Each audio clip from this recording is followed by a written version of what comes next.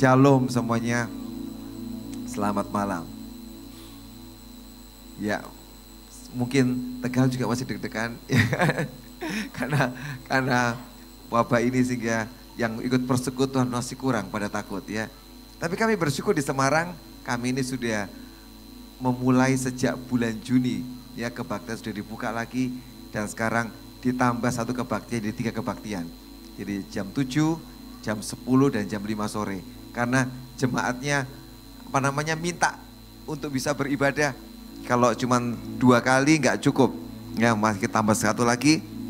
Itu pun langsung penuh saudara, udah sesak 600-an lebih langsung sekali ibadah.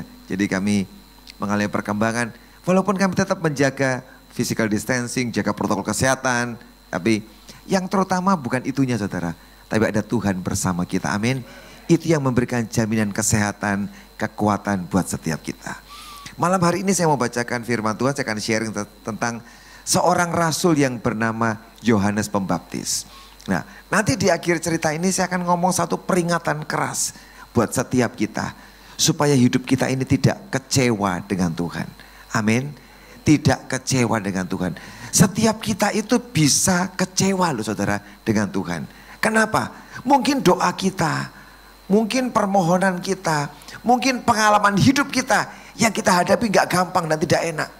Semua keadaan yang kita hadapi, yang kita mungkin sudah doakan sungguh-sungguh, belum dijawab Tuhan. Itu membuat ada banyak orang hatinya menjadi kecewa. Itulah yang sedang disebarkan setan di akhir zaman ini. Hari ini Bapak Ibu tahu, kita ada di penghujung akhir zaman, betul? Sudah akhir zaman. Tinggal sedikit lagi kita selesai menyelesaikan semua perlombaan, kita tinggal sedikit. Tapi di waktu yang pendek ini setan kerja keras. Di waktu yang sangat singkat setan kerja keras. Supaya apa? Mengecewakan banyak hati anak-anak Tuhan. Kalau kecewa ujungnya apa? Menolak Tuhan. Dan kalau saudara menolak Tuhan, engkau tidak ikut pengangkatan. Cuman orang-orang yang tetap berdiri dengan setia, yang hatinya tidak kecewa, yang tetap berharap pada Tuhan, itulah orang-orang yang ikut pengangkatan. Bapak Ibu mau diangkat semua? Mau kan? Tidak ada cara lain. Mesti menjagai hati kita supaya tidak dicemari oleh setan, tidak dibuat kecewa. Engkau tetap bertahan dan kita percaya kita semua akan diangkat oleh Tuhan. Amin. Mari kita buka firman Tuhan di Lukas pasal yang pertama, ayat 15 dan ayat yang ke-16. Lukas pasal yang pertama, ayat 15 dan ayat yang ke-16. Sebab ia akan besar di hadapan Tuhan, dan ia tidak akan minum anggur atau minuman keras, dan ia akan penuh dengan Roh Kudus mulai dari rahim ibunya. Ia akan membuat banyak orang Israel berbalik kepada Tuhan Allah mereka. Ini kisah tentang Yohanes Pembaptis. Ini seorang yang disiapkan Tuhan sebelum Tuhan Yesus datang untuk melayani di Yerusalem, di Galilea hari itu. Ada satu orang yang disiapkan Tuhan untuk di depan menyiapkan jalan bagi Tuhan. Bapak Ibu sekalian, Yesus akan datang yang kedua kali. Betul? Percaya? Ketika dia akan datang, dia sedang menyiapkan Yohanes Pembaptis. Tapi ini bukan satu orang bukan. Tapi rohnya Yohanes Pembaptis akan dia berikan dalam hidup kita. Untuk apa? Menyiapkan kedatangan Tuhan. Dan apa yang dibuat Yohanes Pembaptis ketika dia menyiapkan jalan Tuhan? Hari itu dia dipanggil dan dipilih Tuhan. Untuk apa saudara? Untuk menyiapkan, meluruskan semua jalan yang bengkok. Jalan yang berlekuk-lekuk diluruskan. Tapi sebelum dipakai, Tuhan berkata dalam ayat ini, ia akan besar di hadapan Tuhan. Itu yang luar biasa. Sebelum Tuhan memakai kita menjadi alatnya, menyiapkan jalan bagi Tuhan, yang pertama yang Tuhan kerjakan, kita akan dibuat menjadi besar. Amin. Secara rohani, secara pelayanan, secara pengaruh, kita akan dibuat menjadi besar. Ada banyak orang yang sukar percaya, apa bisa? Aku menjadi besar, apa bisa? Tapi memang Tuhan punya pekerjaan. Dia suka membuat orang menjadi besar. Dari mana bangsa Israel ada? Cuma dari 2 orang sepasang, Abraham dan Sarah. Ketika Tuhan ngomong kamu akan jadi bangsa yang besar, kira-kira Abraham percaya enggak? Kalau cuma 2 orang suami istri dan datang nubuatan besar dari Tuhan, engkau akan menjadi bangsa yang besar. Gampang dipercaya enggak? Kalau bapak ibu yang dikasih janji pasti ketawa. Ya kan? Nah ini cuma 2, Abraham dan Sarah jadi bangsa yang besar. Apa iya? Dia selalu berbicara hal yang besar, tapi kita sukar untuk menangkapnya. Sekali lagi dia ngomong di ayat ini, dia akan besar di hadapan Tuhan. Kita akan jadi besar di hadapan Tuhan. Percayakah saudara? Ketika Yusuf diberi janji satu kali menjadi orang yang besar, mungkin hari itu dia tidak pernah mikir, aku cuman anak biasa dari keluarga biasa, bukan keturunan raja. Apa mungkin menjadi besar? Tidak usah dipikirin bagaimana cara menjadi besar. Yang perlu kita kerjakan, percaya. Tidak usah mikir bagaimana caranya, gak usah. Sarah, Abraham gak usah mikir bagaimana jadi bangsa yang besar. Yang diperlukan percaya. Sekali lagi dikatakan di sini, ia akan besar di hadapan Tuhan. Generasi Yohanes Pembaptis yang siapkan jalan Tuhan akan dibuat Tuhan menjadi orang yang besar, yang luar biasa. Kalau saudara percaya, dia akan pakai engkau. Sebab orang yang mengawali, yang menyiapkan Tuhan memang harus besar. Kalau orang itu kecil, gak bisa apa-apa, gak punya pengaruh apa-apa, gak bisa saudara. Sebab yang sedang kita siapkan ini raja yang maha besar, amin. Maka yang menyiapkan juga harus dibuat besar oleh Tuhan. Jadi mau tidak mau, saudara akan diangkat, diberkati, dan disertai dengan luar biasa, dan dibuat jadi besar. Dan dia katakan bagaimana caranya supaya engkau menjadi besar. Dikatakan oleh firman untuk Yohanes, jangan pernah minum minuman keras dan minuman anggur yang memabukkan. Saudara, hari ini mungkin kita tidak minum minuman keras yang beralkohol, yang memabukkan. Kita tahu firman. Tapi hari ini dunia sedang memberikan begitu banyak anggur yang memabukkan. Dunia menawarkan begitu banyak yang memabukkan buat kita. Anak-anak muda, dunia akan tawarin kalian semua bisnis, pekerjaan, apapun yang sangat kau inginkan memabukkan dalam hidupmu. Ditawarkan banyak uang, ditawarkan begitu banyak ketenaran, kekayaan. Dan itu seperti anggur yang memabukkan buat kita. Sebab sekali engkau mendapat duit banyak, engkau diangkat tinggi, dipromosi, kau dapat segala-galanya. Tiba-tiba banyak orang yang sudah lupa Tuhan. Dan dia sudah menikmati semua itu. Dan dia mencintai itu. Dan tiba-tiba hatimu yang cinta Tuhan hilang. Ketika belum punya apa-apa, kita bisa cinta Tuhan. Begitu dunia memabukkan kita, tiba-tiba hati kita berubah. Orang yang mabuk itu, dia apa-apain gak kerasa kok. Bahkan kalau dia kecebur ke sungai, kecebur ke got selokan, lagi mabuk kecemplung, dia akan tetap di sana sampai pagi. Betul? Kadang-kadang ditemukan kan orang mabuk sampai pagi ya di selokan itu. Kalau orang yang normal, yang sadar, kecemplung got keluar gak saudara? Dia akan cepat keluar. Kalau orang mabuk sudah kecemplung ya sudah di situ sampai pagi. Sampai dia sadar, baru dia mengubah keadaannya. Dunia sedang memabukkan kita. Ditawarin berbagai macam hal. Tapi Tuhan berkata, hendaklah penuh dengan Roh Kudus. Ternyata Roh Kudus itu juga memabukkan kita loh. Kalau kau dipenuhi, kenapa firman Matius mengcompare, membandingkan orang mabuk anggur dengan dipenuhi Roh Kudus? Karena firman Tuhan mau hidup kita nggak mabuk oleh anggur, tapi hidupmu mabuk oleh Roh Kudus, dipenuhi Roh Kudus. Ketika kau dipenuhi Roh Kudus sampai engkau mabuk, maka engkau tidak sadar lagi, engkau tidak pengen lagi perkara dunia. Kalau engkau dimabuk dunia, engkau tidak pengen Tuhan. Tapi kalau engkau dimabuk oleh Roh Kudus dan kuasanya, engkau tidak pengen dunia. Kalau tidak pengen dunia bukan berarti kita nggak punya apa-apa loh saudara. Cuman engkau tidak tertarik, tidak dikuasai oleh itu. Tapi kalau engkau dipenuhi Roh Kudus, hikmatmu, idemu, kecerdasanmu, cara kerjamu, semua yang kau buat akan dibuat berlipat kali ganda lebih hebat. Seperti Daniel 10 kali lebih cerdas.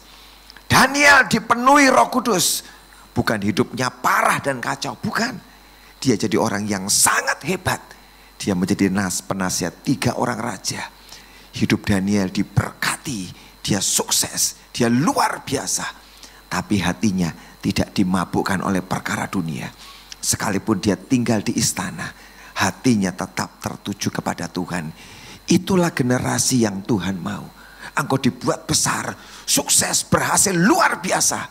Tapi hatimu tidak mabuk dengan semua anggur dunia. Dia mau. Kalau engkau bisa seperti itu saudara, dia akan pakai engkau menjadi alat yang luar biasa. Generasi Yohanes Pembaptis gak semua orang dipilih kok saudara. Sebab tidak semua orang sanggup mengerjakan ini. Hanya orang yang sungguh-sungguh yang mau. Walaupun engkau orang biasa, kalau engkau mau sungguh-sungguh, dia bisa pakai jadi alatnya yang luar biasa. Ketika engkau diurapi dengan pengurapan ini, apa yang terjadi? Ia membuat banyak orang Israel berbalik kepada Tuhan Allah mereka. Itulah target Tuhan. Kalau dia buat engkau besar, engkau berhasil, engkau luar biasa. Tugasmu membuat hati orang-orang balik kepada Tuhan. Pertama, gereja-gereja dibuat balik pada Tuhan. Karena hari-hari ini ada banyak gereja yang cuma melaksanakan ibadah setiap minggu, tapi hati mereka jauh dari Tuhan. Dia mau pakai saudara membuat gereja-gereja yang dingin, yang biasa berbalik pada Tuhan.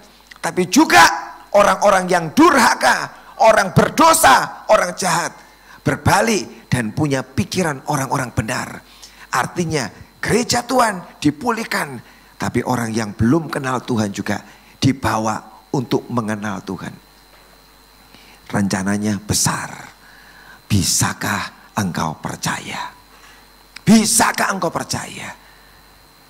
Berapa lama ini Bahtera punya satu acara pergi ke desa-desa. Saya nggak tahu apakah di sini ke gunung-gunung juga, ke desa-desa. Ikut juga ya. Tempat kami utus semua jemaat pergi cari desa-desa. Dan mereka pergi. Dan kami dengar banyak kesaksian luar biasa. Desa-desa yang dilayani, para hamba Tuhan berkata, kami bersyukur dikunjungi. Karena kami ini semangatnya sudah patah, sudah putus asa. Kami mengalami karena COVID, kami gak bisa buat apa-apa.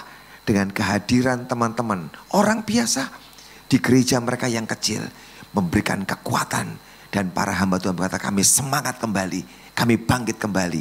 Kami akan hidup kembali, dan kami akan ibadah kembali. Kita menguatkan banyak orang. Sekalipun hari itu orang-orang ini hatinya sudah dingin. Itulah yang Tuhan ingin kerjakan di dalam hidup kita. Ayat 17. Lukas 1:17. Dan dia akan berjalan mendahului Tuhan dalam roh dan kuasa Elia. Untuk membuat hati bapak-bapak berbalik pada anak-anaknya. Dan hati orang-orang durhaka kepada pikiran orang-orang benar. Dan dengan demikian menyiapkan bagi Tuhan suatu umat yang layak baginya. Generasi Yohanes Pembaptis dikatakan dia akan berjalan mendahului Tuhan dalam roh dan kuasa Elia. Kita akan diberikan kuasa oleh Tuhan. Bapak Ibu percaya enggak? Mungkinkah kalian saudara ngomong kami ini orang sederhana, orang biasa. Tapi Tuhan gak urusan. Dia akan memberikan roh dan kuasa Elia. Elia itu nabi terbesar kedua di Israel yang membuat begitu banyak mujizat. Elia pernah minta api turun dan api turun dari langit. Elia pernah berdoa minta hujan dan hujan turun. Elia buat begitu banyak keajaiban. Dia kerjakan dan terjadi saudara. Dan dia berkata kita ini akan dipakai dengan kuasa dan urapan seperti Elia. Sebab Elia dan Yohanes Pembaptis itu dua nabi yang sama urapannya dan kekuatannya. Dia akan pakai kita. Percaya enggak? Ini ucapan terlalu tinggi, terlalu besar. Tapi dia mau pakai kita menjadi alatnya yang luar biasa. Kuasa Elia dikatakan sebelum Tuhan datang, dia akan membawa pemulihan bapak dan anak. Itu yang dikatakan pemulihan bapak dan anak. Yang pertama yang fisik dipulihkan. Apa itu? Di dalam keluarga kita. Hari-hari ini setan menggempur keluarga, merusak begitu banyak keluarga. Keluarga digoncang, orang tua dan anak pecah, rumah tangga dipecah, dikacau. Sehingga banyak anak-anak kepahitan dan juga orang tua marah pada anak-anaknya. Tapi di akhir zaman dia berkata akan ada pemulihan dalam keluarga demi keluarga. Bapak Ibu, kalau hari ini kau punya persoalan di keluarga, minta Tuhan bangkitkan aku jadi generasi Yohanes. Keluargaku dipulihkan. Sebab keluarga itu inti. Setan coba hantam keluarga supaya pecah. Kalau keluarga pecah, semua kepahitan, mereka tidak akan bisa melayani Tuhan. Sebab hatinya pahit. Dia ingin satukan. Tapi yang kedua, pemulihan bapak dan anak secara rohani. Artinya generasi tua dan generasi muda bisa kerja sama, berjalan bersama-sama, melayani Tuhan bersama. Di gereja banyak konflik antara yang tua dan yang muda. Kenapa? Sebab gak bisa mengerti. Yang muda itu sangat kreatif, karepe oke, banyak keinginannya ya kan. Yang tua alon-alon asal kelakon, pelan-pelan jalannya. Sementara yang muda mau cepat lari. Apa yang terjadi? Tabrakan, ribut terus. Tapi dia pun berkata, generasi yang tua, generasi muda disatukan, saling mengerti, saling memahami, dan bisa jalan bersama. Kalau itu bisa jalan bersama, betapa hebat yang kita kerjakan, saudara. Saya ini angkatan tua, karena gembala sidang termasuk yang tua. Kami punya banyak anak-anak muda di gereja. Saya berikan kebebasan buat anak-anak muda. Ayo jangkau apa yang bisa kalian kerjakan. Jangkau pelajar-pelajar sekolah. Bahkan saat pandemi mereka bisa kumpulin persekutuan ratusan, 250, 300, kumpulin bisa. Anak-anak muda gebrak kemana-mana, buat berbagai macam hal. Dan mereka berhasil, saya tidak bisa, tapi mereka bisa. Bagian saya memberikan support, nasihat, kekuatan buat mereka. Dan mereka yang bergerak. Waktu mau disatukan, ada keajaiban yang luar biasa. Sebelum Tuhan datang, dia pengen semua generasi kerjasama, bergerak bersama, memenangkan banyak jiwa buat Tuhan. Untuk apa? Menyiapkan umat yang layak bagi Tuhan. Kita bergerak menjangkau banyak orang supaya hidup mereka dipulihkan dan diselamatkan dan siap menyambut kedatangan Tuhan yang kedua kali. Yohanes Pembaptis ini saudara, orang yang punya kelaparan, kehausan akan Tuhan. Lukas 1 ayat 41. Ini generasi yang punya kelaparan, kehausan yang kuat. Dan ketika Elisabet mendengar salam Maria, melonjaklah anak dalam rahimnya. Dan Elisabet pun penuh dengan Roh Kudus. Yohanes Pembaptis masih di kandungan. Saat itu Tuhan Yesus juga di kandungan Maria. Yohanes di kandungan Elisabet. Satu kali Maria mengunjungi Elisabet. Karena banyak saudara. Waktu Maria memberikan salam, Yohanes Pembaptis yang di dalam perut Elisabet melonjak. Itu tanda bagus. Waktu ketemu dengan yang ilahi, ketemu yang dari Tuhan, melonjak. Saudara, apakah hari ini hatimu ada lonjakan gairah, semangat? Kalau engkau berjumpa dengan semua yang namanya rohani, urusan Tuhan, apakah hatimu bergairah, melonjak? Atau hatimu sudah flat, sudah dingin, sudah tidak usahlah, aku sudah sering, sudah biasa.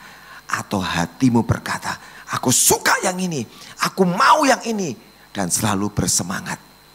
Yohanes Pembaptis sejak di kandungan untuk urusan rohani selalu bersemangat, selalu bergairah.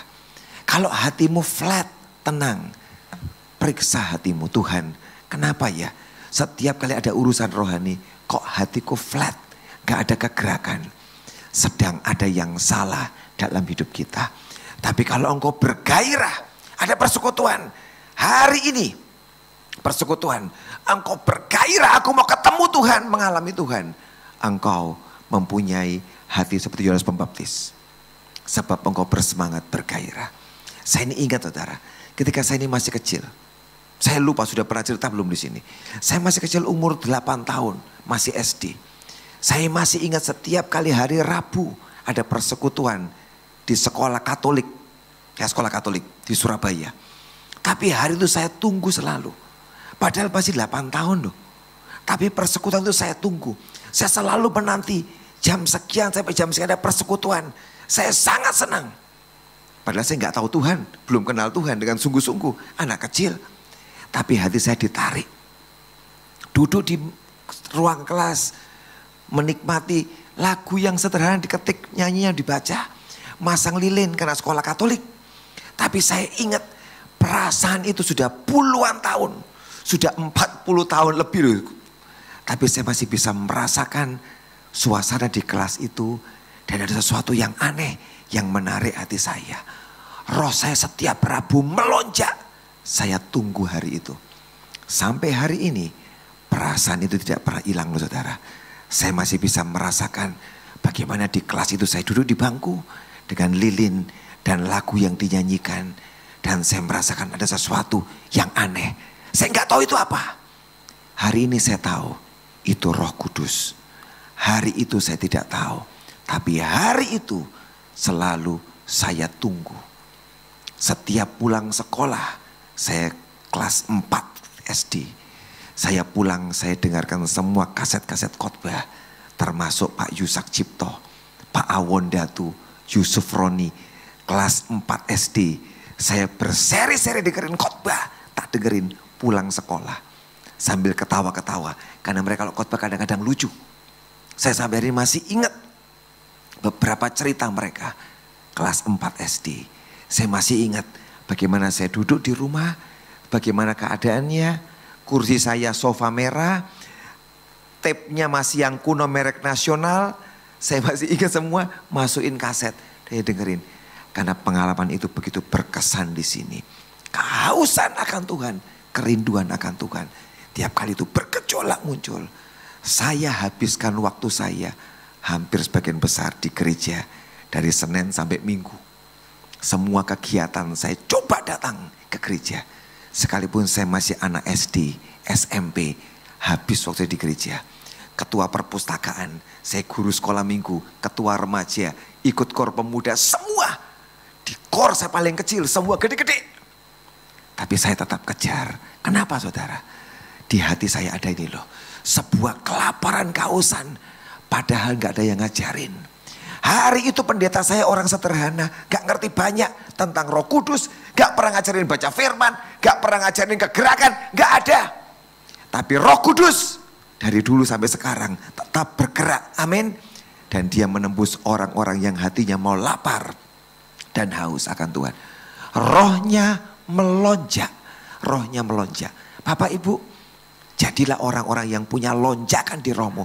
Kalau enggak punya, kita bisa minta pada Tuhan. Tuhan, jangan jadikan aku ini adem ayem. Sudah senang seminggu sekali ke persekutuan. Oh cukup. Tidak cukup saudara. Engkau masih kerjakan yang lebih dari sekedar persekutuan. Ingini dia dengan sangat serius. Dengan sangat sungguh. Sebab ini akhir zaman. Waktunya pendek. Kalau kau tidak serius, tidak sungguh-sungguh dengan Tuhan. Hal yang menakutkan bisa kita alami. Engkau bisa ditinggal. Hanya orang yang berapi-api menyala. Itu yang masuk dalam pesta Tuhan yang diangkat. Darah, anak darah yang lampunya mati, padam. Tidak bisa masuk ke pesta. Hanya yang menyala apinya. Api yang menyala bicara apa saudara? Pelita yang menyala bicara apa? Tentang hatimu ini loh. Apakah ada api yang menyala? Atau sudah mati apinya hari ini? Kalau apinya kecil, kobarkan dalam hari-hari ini. Belum terlambat. Yang menyala pelitanya. Itu yang masuk dan diangkat. Yang padam, yang dingin. Yang tidak ada gejolak di hatinya. Tertinggal. Menyedihkan saudara. Berikutnya, apa yang Yohanes miliki di dalam hidupnya saudara. Dia orang yang menabrak tradisi. Lukas 1:59 sampai dengan ayat yang ke-60. Maka datanglah mereka pada hari yang ke-8 untuk menyunatkan anak itu, dan mereka hendak menamai dia Zakaria menurut nama bapaknya. Tapi ibunya berkata, jangan, ia harus dinamai Yohanes. Kata mereka kepadanya, tidak ada di antara sanak saudaramu yang bernama demikian. Lalu mereka memberi isyarat pada bapaknya untuk bertanya, nama apakah yang hendak diberikannya kepada anak itu. Ia meminta batu tulis. lalu menuliskan kata-kata ini. Namanya adalah Yohanes, dan mereka pun heran semuanya. Yohanes Pembaptis diberi nama tidak karena tradisi kebiasaan. Kita baca tradisi kebiasaan memberi anak pada waktu itu sesuai dengan nama bapaknya. Mungkin Zakaria Junior dikasih nama Yohanes. Tapi hari itu Elizabeth berkata, orang-orang ngomong keluarga berkata, namanya Zakaria, dia juga kayak bapaknya. Elizabeth berkata, tidak. Dan mereka bertanya, namanya siapa? Sebab Zakaria bisu hari itu. Dikasih sebuah batu, ditulis Yohanes. Semua orang heran, kok Yohanes? Ini gak biasa. Betul saudara, hari-hari ini Tuhan sedang membuat sesuatu yang tidak biasa dalam hidup kita. Amin. Bukan sesuatu yang rutinitas, yang membosankan. Tuhan mau membuat sesuatu yang baru. Dia mau suka memberikan sesuatu yang baru. Apakah engkau mau terima yang baru? Atau cuma yang lama tok? Dia mau memberikan yang baru. Seringkali kita ini suka sesuatu yang sudah berjalan terus menerus. Yang rutinitas, ya kan? Sudah enak, sudah nyaman. Waktu dikasih yang baru, mau gak saudara? Kita gak suka, kita gak enak. Tapi kalau engkau mau, dia akan memberikan yang baru dalam hidup saudara. Bukan yang rutinitas. Kami kesaksian hari-hari ini. Kami alami banyak mujizat di gereja. Hari ini kami sedang membangun gedung. Di tengah pandemi. Kok ya startnya bulan Januari. Saat masalah datang. Kami beli tanah 2.500. Itu pun karena mujizat Tuhan. Kami pilih beberapa tempat, banyak tempat ditawarin gagal. Tawarin gagal. Karena saya berdoa ke Tuhan. Kalau engkau memberikan kami tanah dan gedung. Apa yang Tuhan suka. Jangan apa yang kami suka. Tapi apa yang Tuhan suka. Ditawarin yang bagus-bagus besar-besar. Pengen banget. Tuhan bilang tidak. Dan saya ngomong tidak. Lebih bagus tidak dapat gedung. Daripada dapat gedung tapi kehilangan Tuhan. Lebih bagus tidak usah punya gedung, tidak apa-apa. Tapi yang penting saya dapat Tuhan. Itu lebih dari segala-galanya. Itu yang saya doakan terus Tuhan. Kalau kau mau berikan sesuatu yang baru. Berikan, tapi aku tidak mau kehilangan engkau. Aku mesti punya engkau juga di sana. Akhirnya Tuhan milihkan satu tempat saudara. 2.500 meter. Kami beli. Luar biasa. Tidak perlu utang. Kami bayar tanahnya. Dan sekarang kami bangun. Di tempat itu ada kantor kami karena gak punya kantor. Sewa Masian selama ini. Kemudian rumah Shalom dan sekolah. Dibangun 3 gedung sama. Ada yang 3 tingkat, ada yang 4 tingkat. Waktu sudah beli dan mulai bangun, datanglah wabah corona. Gerejanya tutup. Gak boleh kebaktian, ya kan? Persembahannya artinya apa? Gak ada kebaktian, saudara, ya kan? Ini gimana? Mau bangun, uangnya kan tergantung persembahan, betul kan? Ya kan dari mana dapat uangnya? Ya kan persembahan. Tapi di situ kami melihat Tuhan membuat cara yang baru. Walaupun gak ada kebaktian. Gak ada kebaktian. Sementara biaya terus berjalan. Harus membangun. Tapi saya ngelihat Tuhan berkata, aku mau buatin sesuatu yang baru. Kalau orang punya uang banyak berani bangun. Tapi kalau kamu lagi ada wabah corona, kebaktian berhenti, persembahan tidak bisa diandalkan. Aku mau buat yang baru. Engkau bisa membangun dengan luar biasa. Dan betul saudara, dari bulan Maret kami start pembangunan sampai sekarang bulan November kami tidak utang. Kantor 3 tingkat selesai. Sudah selesai kemarin, sekian minggu yang lalu. Rumah Shalom 3 tingkat. Itu 1.000 meter kira-kira bangunannya 3. Jadi 3.000 meter. Sudah dicorot 3, di dinding semua. Tinggal masang tegel. Sudah 70% selesai bangunan. Tidak utang. Bangunan sekolah.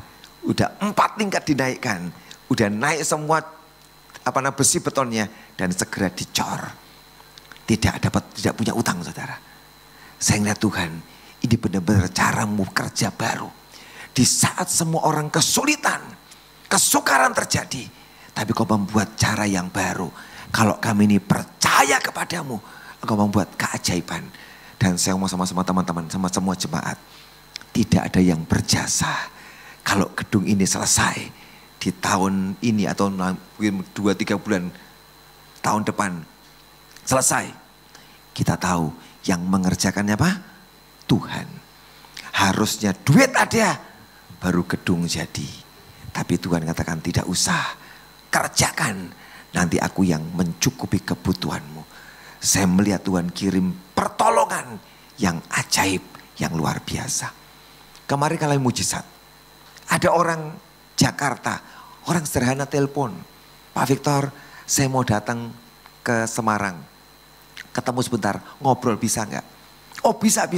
Saya kasih waktu jam gini. Karena saya ada acara kemarin, saya temuin dia siang jam 11. Ketemu ngobrol, gimana Bu? Dulu dia orang Semarang. Jemaat kami, suaminya meninggal. Jadi dia kembali ke Bekasi. Dan dia bergabung dengan Bekasi. Tapi dia telepon saya, dia mau datang. Ya sudah, saya temui, kami ngobrol, gimana Bu? Wah puji Tuhan Pak, doa Bapak manjur. Bapak mendoakan saya sebelum berangkat.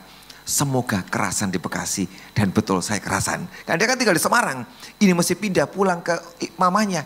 Karena setelah suaminya meninggal dia sendirian. Dia pulanglah ke sana. Dia bilang puji Tuhan, saya di Bekasi kerasan Pak. Dia katakan Pak, hari ini saya pengen nabur. Dia keluar dari tas saudara. 1 kresek duit. Ini orang sederhana loh saudara. Saya ngerti orang sederhana. Dia keluarin uang 1 kresek. Gede saudara. Bukan 1000-an isinya. 100 ribuan. Pink semua warnanya. Dia taruh di meja. Ini Pak. Dan selesai dia bilang, sudah Pak. Doakan saya. Oh dia pulang Bekasi. Cuman itu tok. Berak. Terus pulang. Jumlahnya berapa Pak Victor? Udah usah ngomong saudara. Rahasia. Kresek besar. 100 ribuan. Orang sederhana loh saudara. Saya bilang Tuhan, Engkau tuh kalau mau nolong ya, ajaib loh Tuhan. Ini sampai uang segini banyak datang. Luar biasa. Dan kami alami banyak mujizat, banyak keajaiban. Di saat yang seperti ini harusnya susah dapat duit. Tapi dia berkata, aku mau buat sesuatu yang baru. Kalau engkau ini percaya kepadamu, menabrak semua kebiasaan. Punya uang, bangun. Tidak punya uang, tidak bangun. Tuh ngomong ganti. Gak punya uang, percaya. Nanti aku bangunkan buat kamu. Itu cara Tuhan, jalan Tuhan saudara. Beranikah kita mengadakan dobrakan yang berbeda ini? Kita gak berani. Tradisinya gak seperti ini. Tradisinya punya duit baru kita gerak. Salah. Hari ini orang berkata tradisi yang terjadi. Lagi susah kondisi. Jangan buang-buang duit. Itu tradisi saudara. Tapi kita bersyukur di Bahtera, termasuk saudara dan saya di gereja. Di saat seperti kami nabur banyak keluar buat orang. Kami tolong banyak orang, nabur banyak orang saudara. Kami tetap buat seminar di saat yang seperti ini. Seminar hamba dari kota ke kota, permintaan banyak. Sekali seminar kemarin di Solo 200. Kami bayar di restoran, berikan hadiah, berikan macam-macam. Lumayan puluhan juta keluarnya saudara sekali acara. Berikutnya apa yang orang ini yang terakhir. Lukas 1 ayat 80. Adapun anak itu bertambah besar dan makin kuat rohnya. Dan ia tinggal di padang gurun sampai kepada hari ia harus menampakkan diri kepada Israel. Ini beda lagi aneh lagi. Ini anaknya imam. Saudara ada peraturan di Alkitab. Harun dan keluarganya, anak cucunya, semua yang melayani di bait Allah di rumah Tuhan. Itu peraturannya kan? Peraturannya. Zakaria, Elisabeth ini keturunan imam. Dan bapaknya seorang imam yang melayani di bait Allah. Dia termasuk imam yang tinggi kedudukannya. Boleh masuk ruang kudus, menyiapkan ukupan, menyiapkan semua di daerah itu. Kalau dia punya anak, dia siapkan anaknya. Satu kali akan juga menjadi imam, melayani di ruang kudus. Tapi aneh dikatakan di sini, dia melayani di mana? Tinggal di padang gurun. Loh, kok di padang gurun? Saudara, kalau saya bandingin di bait Allah sama padang gurun, enak mana? Bait Allah. Sebab di bait Allah dikatakan imam gak boleh kerja sekuler, bolehnya cuma melayani Tuhan. Nanti tepung terbaik, semua daging terbaik, uang persembahan, semua itu milik imam. Jadi enak, cuma melayani, gak usah ngapa-ngapain, tercukupkan kebutuhannya. Semua yang terbaik jatahnya buat imam. Enak toh saudara? Tapi Tuhan ngomong, kamu Yohanes keluar ke padang gurun. Kenapa kok ke padang gurun? Tempat yang kering, panas dan tidak enak. Tuhan mengomong keluar dari kenyamananmu. Apa yang enak, yang nyaman, dijamin semua toh di bait Allah. Keluar. Kenapa saudara? Saya belajar di bait Allah hari itu ada 2 imam besarnya. 1 Hanas, 2 Kayafas. Itu imam besar yang menghakimi Tuhan Yesus. Betul? Tahu ya? Hanas dan Kayafas 2. Di bait Allah itu saudara, rebutan kedudukan. Siapa yang paling hebat, siapa yang paling bisa ambil hatinya pemerintah Roma, itu yang dipilih. Ada politik, dan kalau orang punya kedudukan imam besar, duitnya juga besar.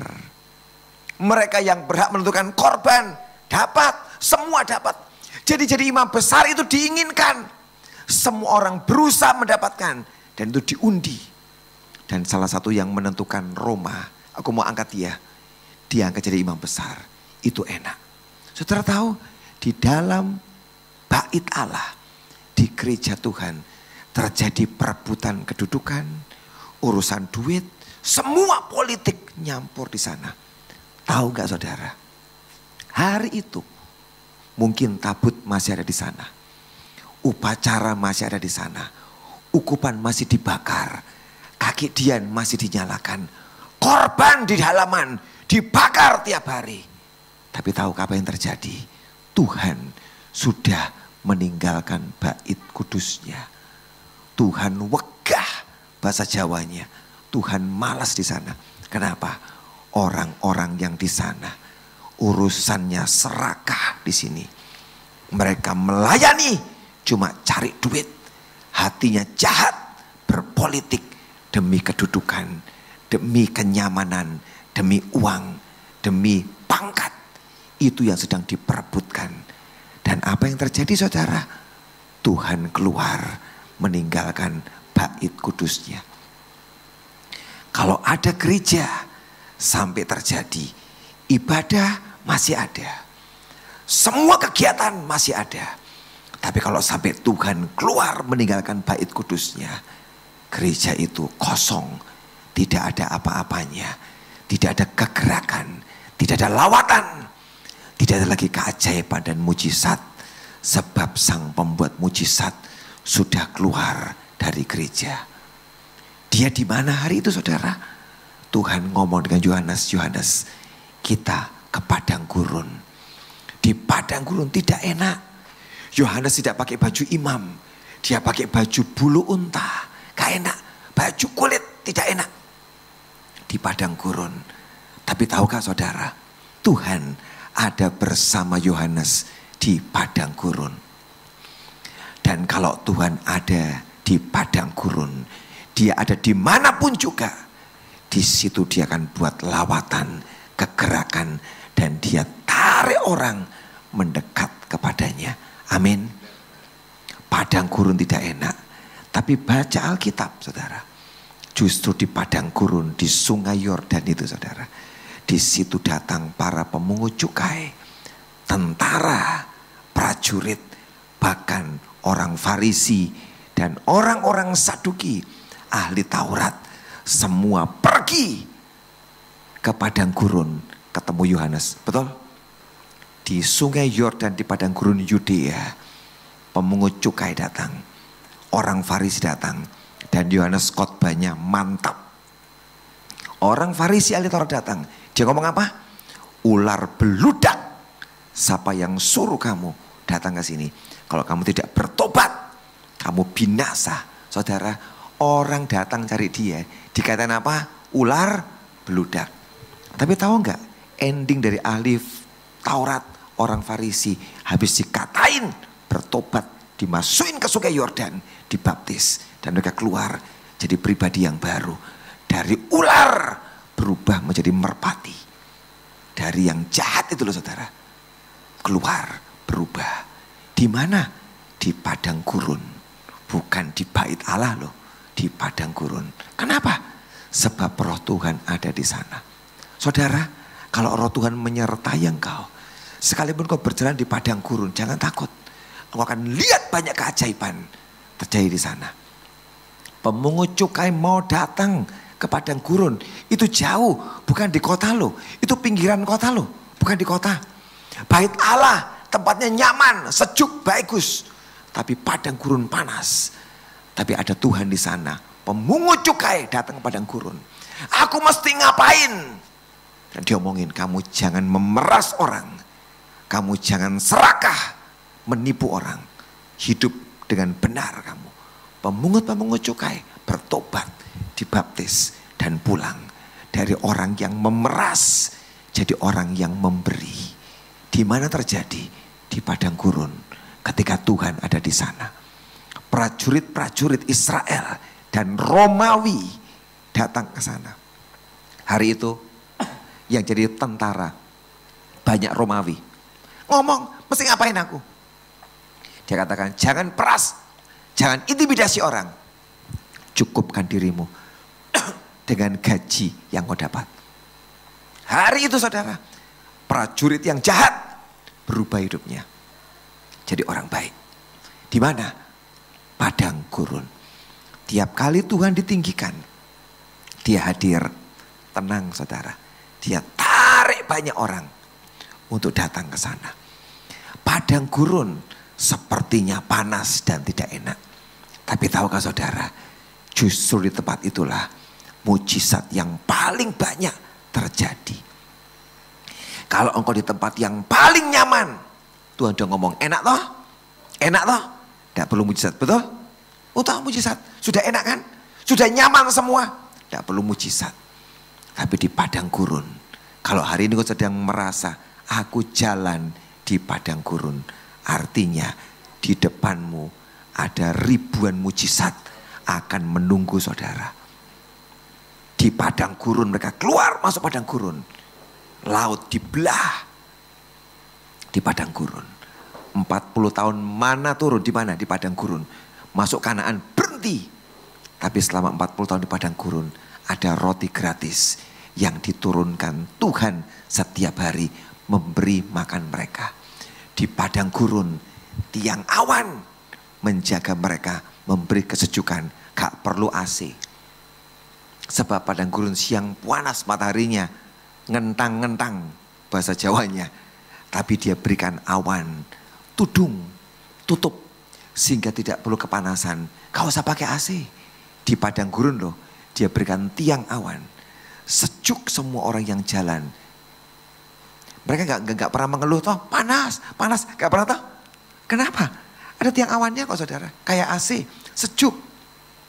Kalau malam gantian, dingin banget gurun itu kalau malam. Saya pernah di Mesir, di tengah padang gurun nginep saudara. Itu jam 2 pagi, menggigil saya. Dinginnya bukan main saudara, di padang gurun di Mesir saudara. Sangat dingin. Tapi apa yang Tuhan buat untuk orang Israel? Rombongan yang jalan, dia buat tiang api. Heater zaman sekarang. Belum ada heater zaman dulu, sekarang kita tahu heater. Tiang api menyala. Dia memberikan terang satu, gak perlu lampu. Dia tiang api nyala terang di seluruh perkemahan terang. Yang kedua, dia memberikan kehangatan di tengah kedinginan. Mujizatnya ajaib. Apalagi saudara, sepatu dan baju mereka 40 tahun di padang gurun tidak rusak. Bukan cuma tidak rusak, sepatunya berkembang, modot, ikut perkembangan badan. Apa ada saudara pernah terjadi? Manusia yang pakai sepatu, bertumbuh sepatunya ikut pertumbuhan kaki. Tidak ada toh? Kalau enggak bayangin, jalan di padang gurun loh, itu panas bukan main loh.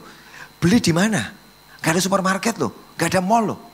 Dan mereka tidak masuk ke apa namanya, ke kota-kota besar loh, enggak loh. Padang gurun. Dan itu anak-anak tetap bertumbuh loh. Gitu? Yang lain di padang gurun bertumbuh gak? Saudaranya punya anak umur 1 tahun ke 2 tahun, berubah gak kakinya? Cepat banget anak-anak itu. Dari SD 1,5 tahun aja berubah kakinya. Modot. Apalagi yang remaja. Nomornya lanjut 38, 39, 40, 41. Terus. Molor terus sampai 42, 43. Dalam hitungan setahun dia modotnya berapa kali.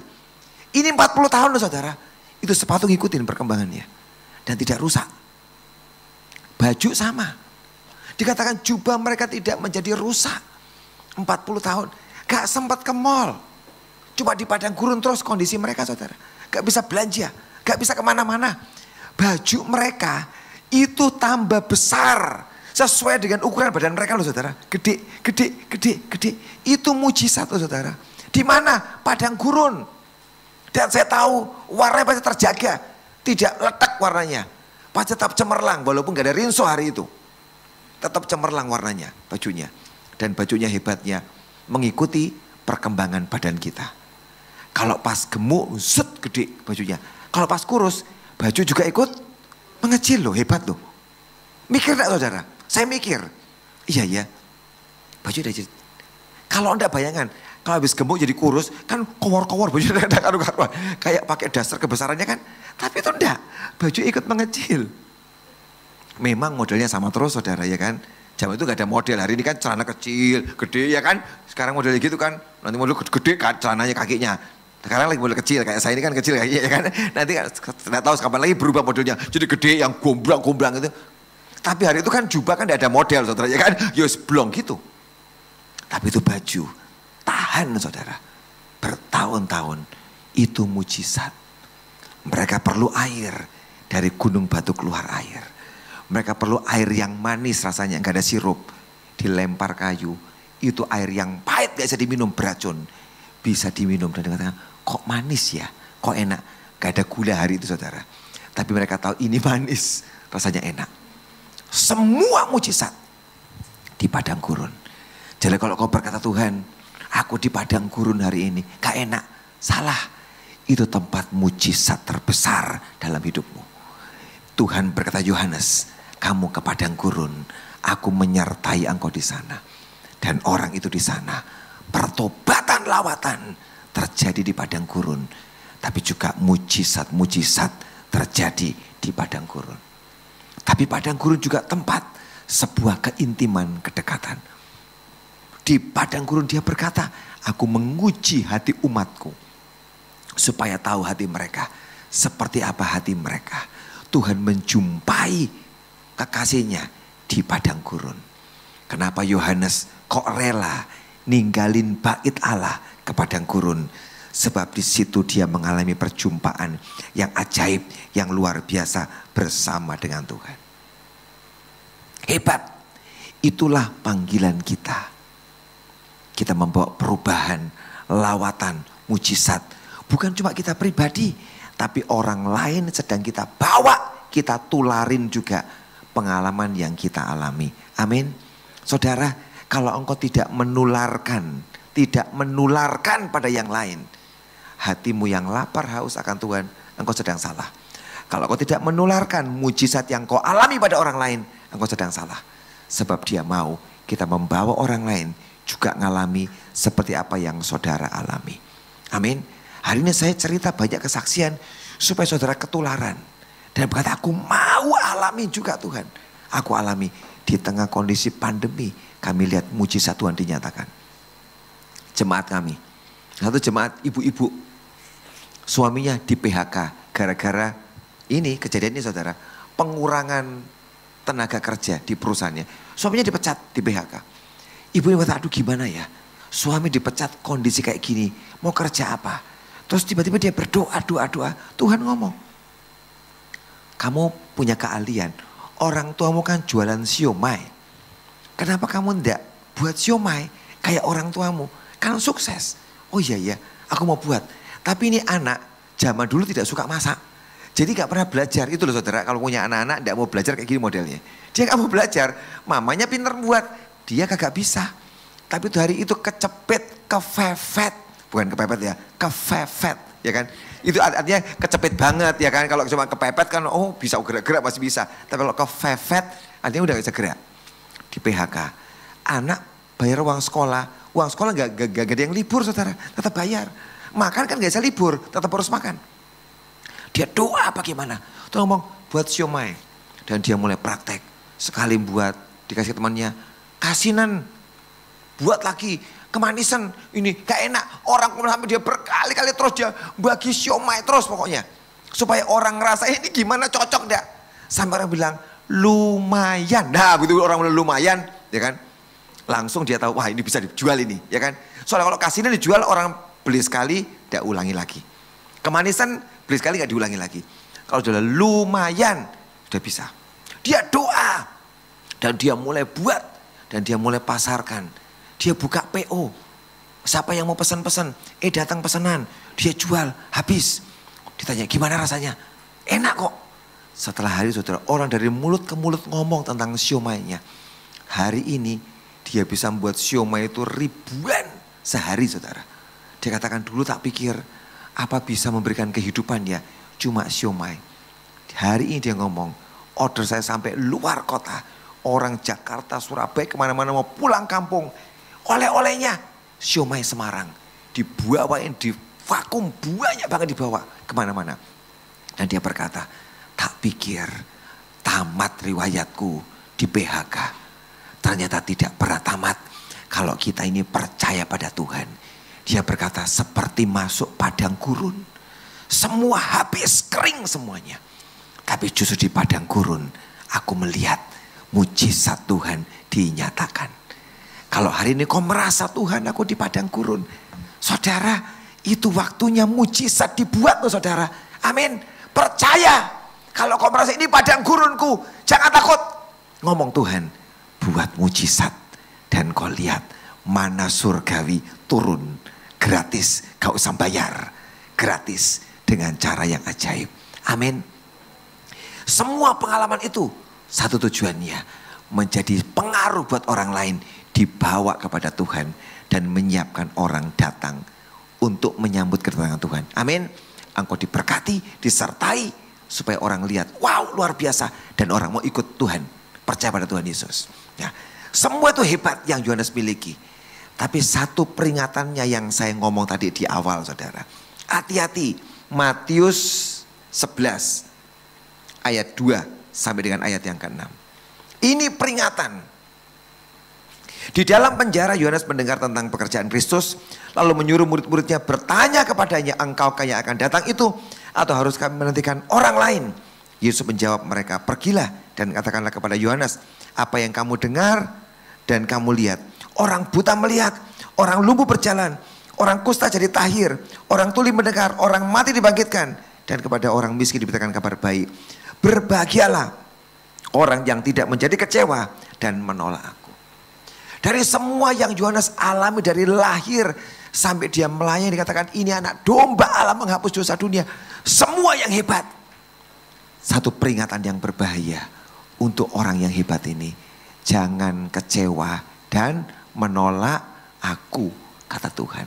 Loh, kenapa saudara? Sebab Yohanes Pembaptis ini berasumsi, mikir. Yesus ini kan Mesias yang mimpin kita nanti.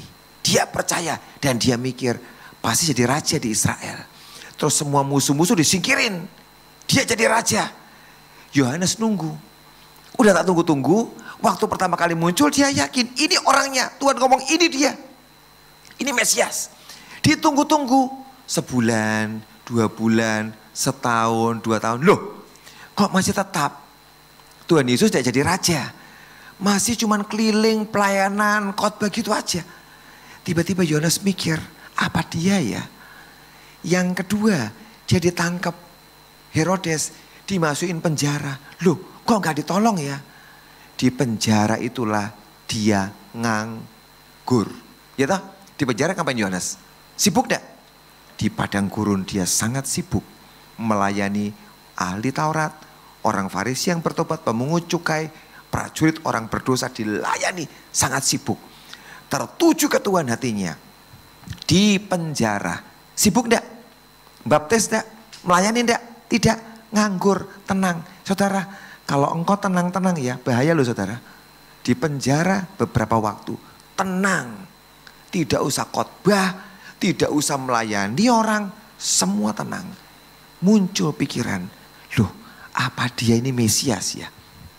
Loh, padahal yang ngomong Yesus Mesias siapa pertama kali? Yohanes toh. Oh, dia ngomong sendiri kok. Loh, dia yang ngomong sendiri, dia juga yang ragu-ragu sendiri. Itu loh bahaya saudara. Kenapa? Kecewa. Dari percaya berubah jadi tidak percaya. Kenapa? Kecewa. Tuhan ngomong, dia kecewa. Sampai diutus muridnya ketemu Yesus. Tolong tanya, apakah dia Mesias? Tuhan berkata, dibalik ke mana muridnya. Orang buta melihat, orang bisu berkata-kata, orang mati bangkit. Itu buktinya. Ngomong sama dia, aku ini Mesias. Tapi goyang hatinya, kecewa hatinya. Itulah cara yang sama yang setan buat untuk semua anak-anak Tuhan. Di akhir zaman engkau percaya Yesus toh? Yesus Tuhan dan Raja. Sebelum dia datang kedua kali, banyak orang dibuat kecewa. Setelah kecewa apa? Menolak Tuhan. Sudah hampir sampai garis finish, batal. Betul? Karena kecewa dan menolak Tuhan. Gak diangkat. Itu menyedihkan loh saudara. Engkau sudah capek. Puluhan tahun ikut Tuhan. Tinggal setahun mungkin. Kecewa. Tiba-tiba yang puluhan tahun hilang toh. Semua yang kau sudah kerjakan ini hilang. Rugi saudara. Tapi ada orang mungkin yang puluhan tahun kacau hidupnya. Setinggal setahun ini kenal Tuhan itu sungguh-sungguh. Malah diangkat loh saudara. Jangan ada orang yang terdahulu jadi terkemudian. Itu yang Alkitab ngomong loh. Kekecewaan bahaya menghentikan banyak anak-anak Tuhan. Banyak hal bisa membuat kita kecewa saudara. Teman pelayanan. Lihat teman pelayanan menjengkelkan. Jengkel enggak, kecewa enggak? Lihat orang pelayanan. Pelayan-pelayan di mimbar. Hidupnya kacau. Karakternya kacau. Kecewa. Enggak ke gereja lagi. Enggak ke persekutuan. Kita itu tidak ada yang sempurna. Semua punya kekurangan saudara. Termasuk saya punya kekurangan. Kalau kita mau lihat semua sempurna. Tidak ada ketemu orang sempurna. Setiap orang punya kekurangan. Saudara juga punya kekurangan. Oh. Kalau orang lain punya kekurangan, belajarlah menerima, gak usah kecewa. Ya kan? Itu kecewa yang membuat banyak orang terhalang masuk surga. Cuma depan pintu surga tok. Sebab di surga ada pengumuman, tidak terima orang kecewa. Nah saudara. Nah, ada pengumuman di surga nanti. Tidak terima orang kecewa atau orang kecewa dilarang masuk. Loh saudara mau enggak? Saudara begini tiba-tiba muncul. Orang kecewa dilarang masuk. Mau tidak mau, lepaskan, buang kecewamu. Sekecil apapun, supaya engkau bisa masuk pintu surga. Tidak ada cara lain. Buang kecewamu. Kecewa pada manusia, kecewa pada Tuhan. Bisa kecewa enggak? Bisa. Engkau berdoa, tidak didengar Tuhan. Ya toh? Belum didengar. Sudah jengkel. Sabar, sabaro. Tunggu sebentar. Sebab dia masih siap-siap untuk menjawab doamu. Amin. Kalau emang itu doa yang jelek, dia lebih bahaya, gak dijawab. Tapi kalau dari ini baik, sabar. Dia akan menjawab. Tapi kita kan kecewa atau langsung saudara? Kecewa, marah. Terakhir saudara, saya dicerani Pak Hengki bagus. Saya juga baca di internet. Kisah seorang misionaris yang kecewa. Satu kali ada misionaris yang datang orang Swedia. 2 pasang datang ke negara Afrika saudara. Jadi misionaris. Tapi ketika sampai di sana pengen masuk ke perkampungan orang Afrika. Tidak boleh. Sebab orang Afrika ngomong di kampung kami orang kulit putih tidak boleh masuk. Nanti dewanya marah. Akibatnya 2 keluarga ini di pinggir kampung. Nggak boleh masuk perkampungan. Setahun gak ada yang bisa diinjili saudara. Sebab tidak pernah berhubungan. Orang kampung tidak boleh ketemu dia tidak boleh masuk kampung. Ya wes, misionaris saudara. Kalau jadi misionaris tapi tidak boleh nginjil rasanya piye saudara. Kan gagal toh. Betul, 1 keluarga balik. Ngapain di sini percuma. Udah setahun gak bisa ngapa-ngapain. Tapi 1 bertahan 1 keluarga. Tetap di sini. Ketika mereka bertahan, menyedihkan, kena malaria. Istrinya mati. Ketika sebelum mati, istrinya itu melahirkan anak, bayi. Terus dia sekalian waktu habis melahirkan, kena malaria, mati. Bayinya kecil perempuan. Misionaris ini kepahitan, kecewa. Udah jadi misionaris kok gak ditolong Tuhan. Duh, betul saudara, kalau mikir cengli-cenglinya betul. Sudah jadi misionaris harusnya Tuhan menolong loh ya kan. Kok ini enggak, malah mati. Dikubur lah istrinya di situ, di pinggir perkampungan itu. Dan dia marah, dia bawa anaknya yang 2 pulang. Gak Tuhan-Tuhanan lagi. Waktu dia mau pulang, kan ini bayi perempuan kecil. Habis melahirkan istrinya, dia mau bawa gak bisa. Dia gak bisa jagain. Dikasih ke misionaris satunya, nyoh ambil pelihara. Dan dia bawa pulang anak satu balik Swedia, balik kampung. Tidak Tuhan-Tuhanan lagi. Sejak hari itu dia jadi ateis. Tidak percaya Tuhan. Bahkan marah pada Tuhan. Setelah selesai, dia pulang, anak yang dikasih ini perempuan tumbuh besar. Dan dia akhirnya dibawa ke Amerika. Satu kali anak perempuannya ini jadi anak angkatnya orang lain ya. Udah gede nikah dengan seorang misionaris yang lain. Melayani Tuhan.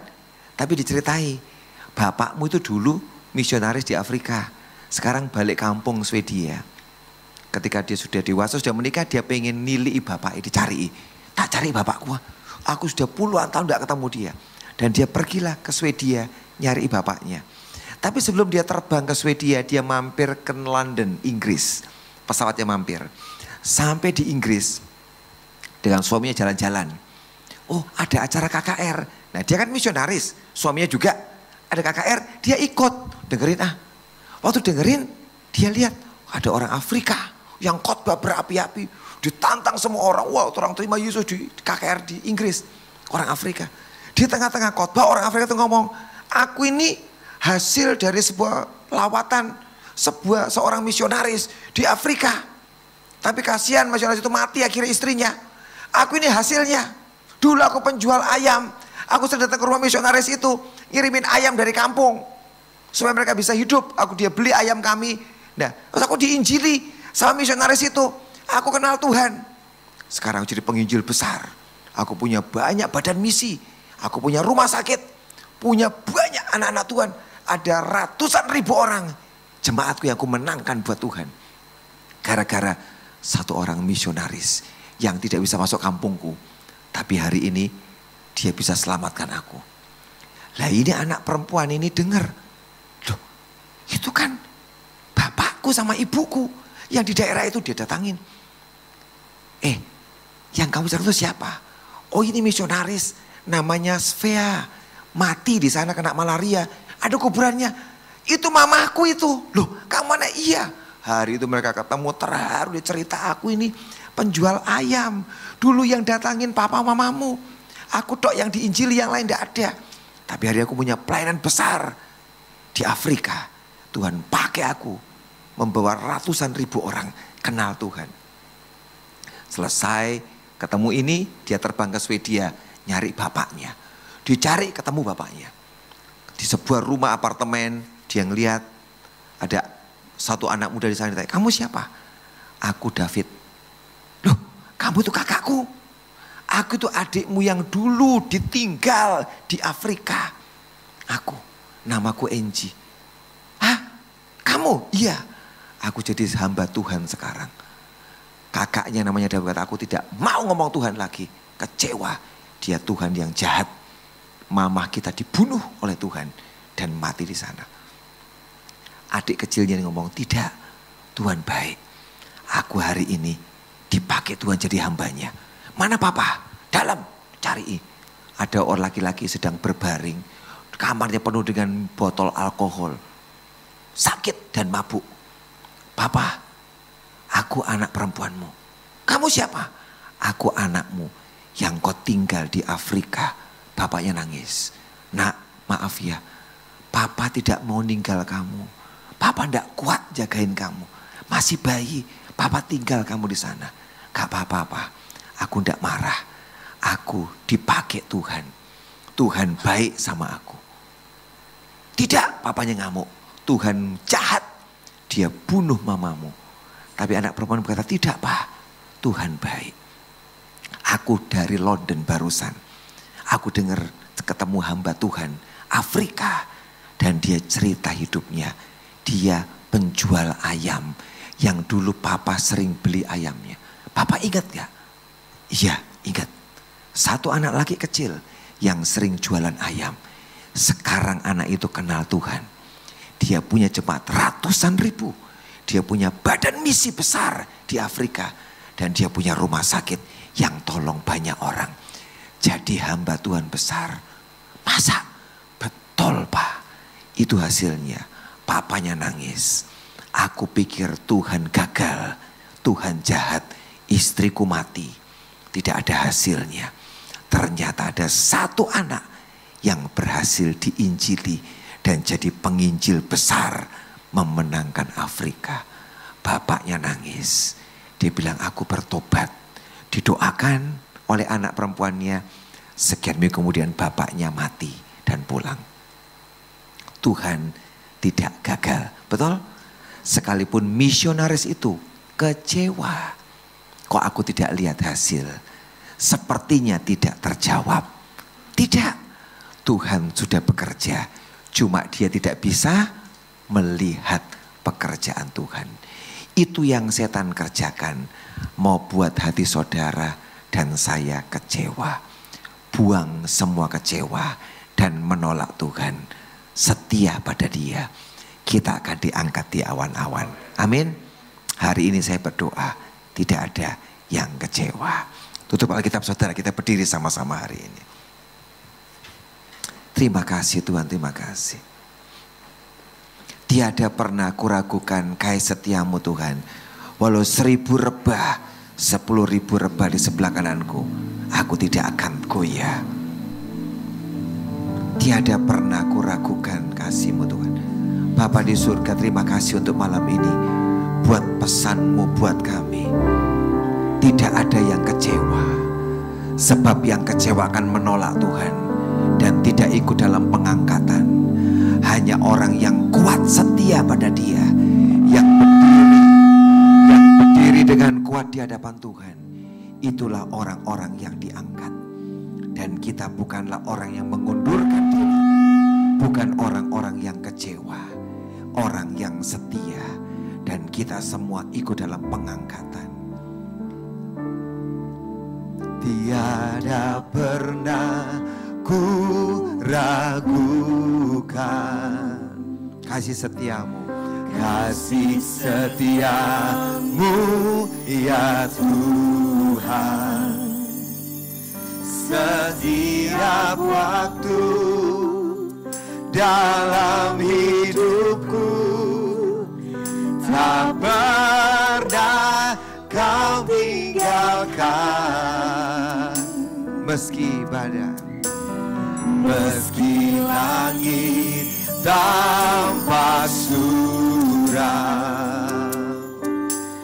awan gelap pun menghadang, lewati badai, lewati gelombang, tak pernah kau tinggalkan diriku.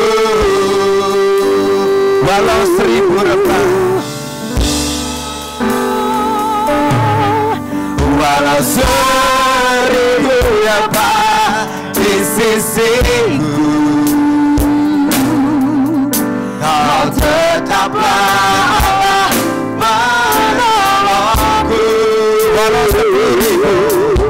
Walau 10.000 rebah di kananku, takkan ku goyah, sebab Yesus sertaku.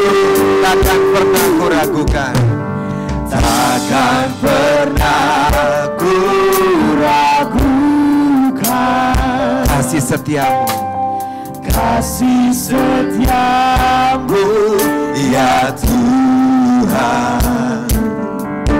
Setiap waktu dalam hidupku tak pernah kau tinggalkan.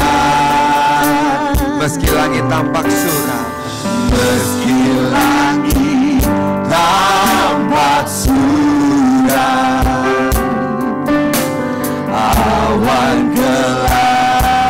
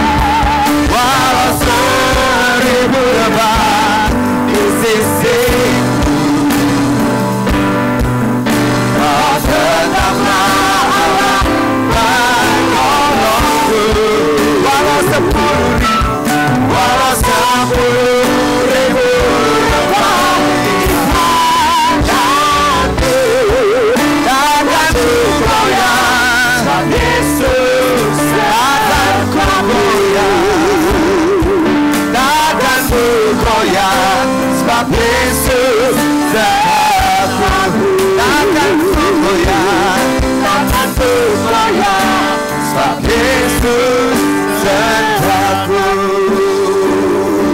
Ini waktunya Tuhan membuktikan, sekalipun 1000 rebah di sisimu dan 10.000 di sebelah kananmu, Dia akan membuat engkau tetap berdiri. Kalau engkau tidak kecewa dan tidak menolak Dia, engkau tetap berdiri. Sekalipun yang di sekitarmu rebah, engkau tetap berdiri dengan kuat. Bapa di surga, hamba doakan buat semua jemaat di GRC ini Tuhan. Kau yang membuat kaki kami tetap kokoh kuat, berdiri. Tidak ada yang rebah hidupnya sebab kekecewaan. Tidak ada yang rebah karena kecewa. Tapi semua kami berdiri dengan kuat menantikan Tuhan. Kami akan pandang Kau di awan-awan dan kami diangkat bersama dengan Engkau. Hari ini bersihkan hati kami dari semua kekecewaan. Buang yang paling kecil sekalipun, Kau buang, singkirkan. Dan hati kami Kau temui kudus dan bersih di hadapan-Mu. Terima kasih Tuhan. Jadikan kami seperti Yohanes Pembaptis yang menyiapkan kedatangan-Mu yang kedua kali. Terima kasih Bapa, terima kasih. Roh kami selalu menyala-nyala. Roh kami selalu melonjak untuk perkara-perkara ilahi. Terima kasih buat malam ini. Kau berkati kami semua. Dalam nama Yesus kami berdoa. Dan semua yang percaya sama-sama katakan amin. Tuhan Yesus memberkati.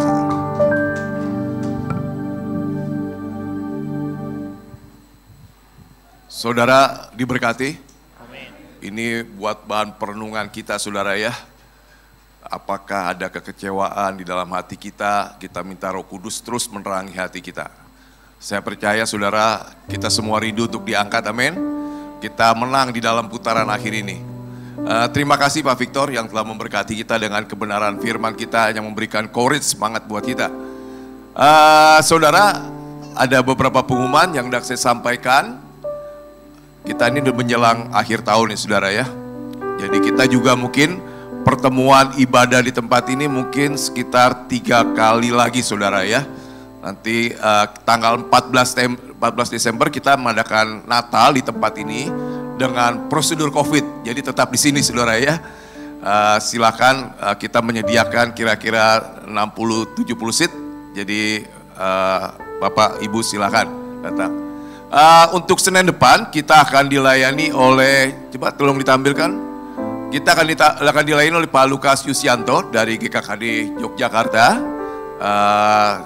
Saya silakan Bapak Ibu datang. Saya percaya beliau akan memberkati kita dengan kebenaran firman Tuhan. Kemudian nanti Bapak Ibu di belakang ada dijual teh namanya Agape Tea ya. Jadi ada 2 kemasan, 4 yang kemasan kecil dan kemasan besar. Ini untuk youth cari dana saudara ya. Banyak pekerjaan-pekerjaan Tuhan yang memang harus dibiayai. Dan youth menjual Agape Tea. Nanti Bapak Ibu cobain, rasanya spesifik sekali ya. Kalau saya suka, saya harap Bapak Ibu juga suka gitu ya. Ada 2 kemasan, kemasan yang kecil 4.500 kalau nggak salah ya. Yang besar 7.500 ya. Untuk dana youth. Kemudian saya rasa tidak ada pengumuman lebih lanjut. Kita akan memberikan persembahan untuk pekerjaan Tuhan di tempat ini. Tuhan, ini deklarasi kami Tuhan. Deklarasi kami yang keluar dari hati kami yang terdalam Tuhan. Tuhan, apapun yang terjadi, yang Kau izinkan terjadi dalam kehidupan kami. Kami mau tetap percaya, kami tetap mau mencintai Engkau. Kami tahu tetap memandang-Mu Tuhan. Kami tetap mencintai Engkau Tuhan. Mari Allah Roh Kudus, Kau tolong kami pula untuk menjaga hati kami. Untuk tidak pernah kecewa kepadamu. Untuk tetap melekat kepadamu. Kami mau menjaga hati kami dengan segala kewaspadaan ya Tuhan. Kami tidak mau mengizinkan kekecewaan apapun juga masuk dalam hidup kami. Kami mau tetap setia kepadamu Tuhan. Kami mau tetap mengucap syukur kepadamu Tuhan. Terima kasih Tuhan untuk kebenaran firman-Mu yang boleh kami dengar malam hari ini. Kami percaya Tuhan Yesus, Kami percaya apapun yang terjadi Kau sanggup mengubahkan untuk mendatangkan kebaikan buat kami. Dan juga saat ini Tuhan, kami bawakan saudara-saudara kami yang dimanapun juga Tuhan, yang mungkin sedang menghadapi pergumulan-pergumulan, yang sedang menghadapi di lembah penentuan. Kami berdoa Tuhan, biar Kau kuatkan, Kau teguhkan hati mereka, agar mereka tidak mengalami kekecewaan sedikit pun juga Tuhan terhadap Engkau Tuhan, tapi boleh mengucap syukur bahwa semua baik Tuhan. Kau izinkan semua terjadi untuk mendatangkan kebaikan buat kami, anak-anak-Mu yang mengasihi Engkau Tuhan. Dan kami percaya saat ini, biarlah yang sakit Kau sembuhkan Tuhan, yang lemah Kau kuatkan Tuhan, yang sedang mengalami masalah, kami percaya Engkau memberikan jalan keluar kepada mereka. Terima kasih Tuhan, terima kasih Tuhan Yesus. Terima kasih. Kalau sebentar kami akan pulang, kami mau terima berkat yang daripada-Mu. Mari Pak Victor, berkati kami kembali. Mari saudara, angkat tangan kita sama-sama terima berkat dari Tuhan. Bapa di surga, Kau memberkati kami jadi kepala dan bukan ekor. Kami akan terus naik dan tidak pernah turun. Kami akan memberikan pinjaman dan tidak meminjam. Kami diberkati sebab destiny kami jadi berkat bagi kota, bangsa, dan bangsa-bangsa lain. Pulanglah dari tempat ini dan menerima berkat yang dari Tuhan. Berkat kasih dari Allah Bapa, anugerah dalam Yesus Kristus, persekutuan dan keiniman dalam Roh Kudus tinggal dalam hidup kita semua mulai malam ini sampai Maranatha. Tuhan angkat kita di awan-awan berjumpa dengan Dia. Yang diberkati sama-sama katakan amin. Selamat malam, Tuhan memberkati.